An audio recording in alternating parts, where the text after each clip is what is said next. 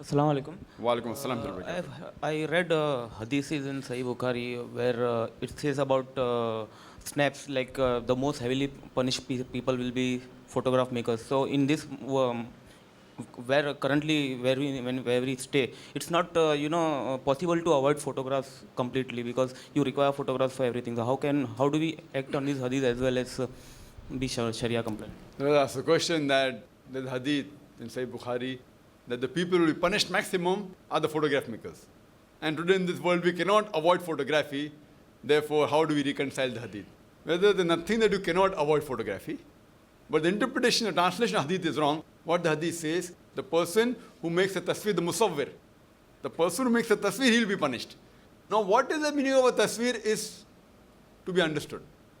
At the time of the Prophet, photography wasn't there. So there's a difference of opinion between the scholars whether the prohibition is on photography or other thing. There's one group of scholars, for example, who say that photography and videography both are haram.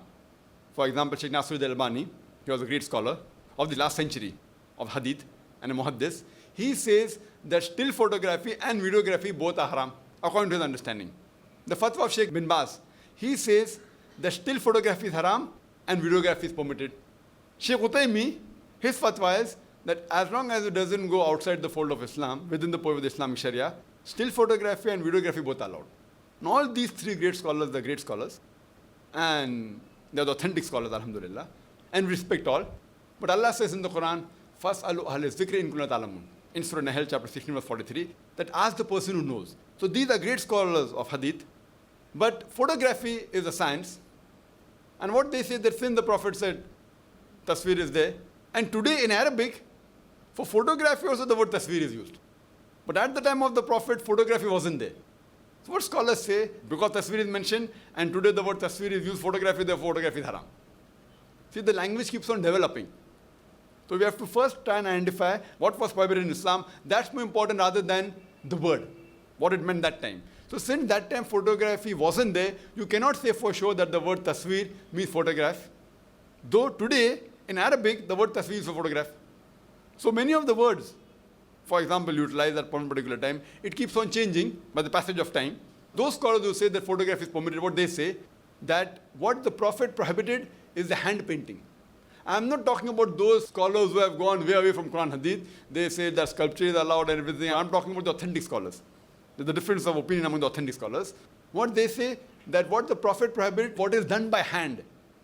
And the Hadith says that a person who makes a tasweer, makes a painting, Allah will ask him on the day of judgment that put life into it. But naturally they can't.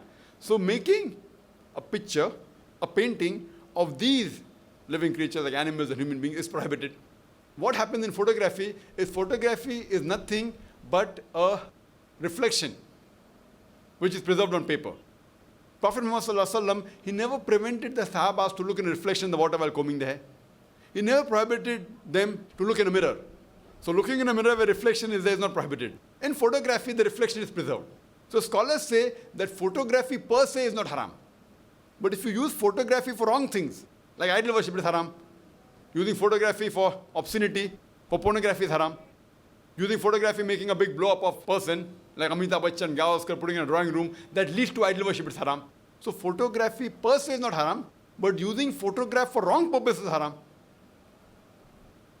So there are scholars, like Sheikh bin Baz, who say that still photography is haram and videography is prohibited.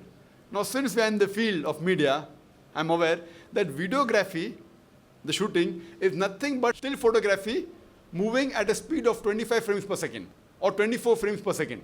So when you move a still photograph at the speed of 24, 25 frames per second, it becomes motion. So to say that still is haram and moving is permitted, if someone can say that moving is prohibited and still is permitted, it makes sense. If someone says that beer is permitted and whiskey is prohibited, but if someone says whiskey is prohibited and beer is permitted, because whiskey has got more content of alcohol as compared to beer, so if you prohibit beer, but naturally whiskey becomes prohibited.